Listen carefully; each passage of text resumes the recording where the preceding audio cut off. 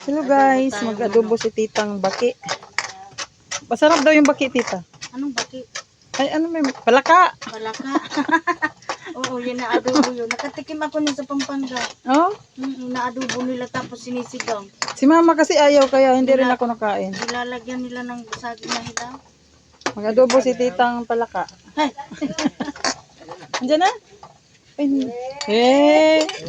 di nga. na siya. Nandiyan na Sige sa lang. pangalan niya. Iniwan ba naman?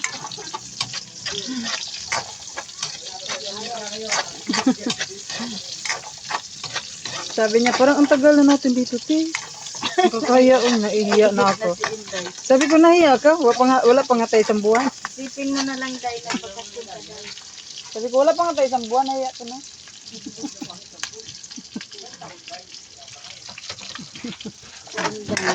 Nahiya. Buntis sa trabaho ko. Kaya nga eh. Hindi, namimisimikit ito. Sabi niya, alam daw niya kung saan nagtatabas. Pinuntahan talaga. Hala, nasaan na? Aluhan mo na. Uy! Ang adobo. Sige po, at magluluto muna tayo. Diyan, kamuting kahoy. Tikman mo, ang sarap. Ilagay mo na doon. Para siya na. Lunch mamaya. Friday rin kami. Batang ito.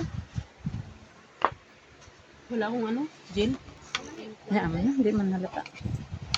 Grabe, sabi ko, ano ba to? Para akong ano, nag-wigil. Ah, sa sobrang ano, antok. Hindi ka natulog sa bus? Parang happy-happy kayo dito, ako doon, lungkot-lungkot. Kaya nga eh, ayaw na umuwi. Parang nai-enjoy na kayo, ano, balak nyo, wala na.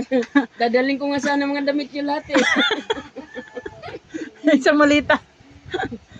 Di mo madala yung akin, ang dami doon. Hala, nagtubig na.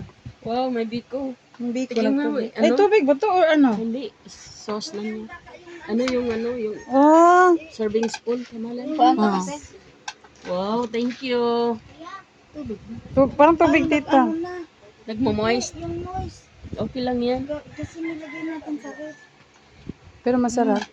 Wow. Huwag ka masyadong kumain mamaya kasi niyan kasi kain tayong ano, kanin. Gamit na siya, di ba laman sa panty? Ay, oo nga. Ayun o, pan. May palaman nga doon.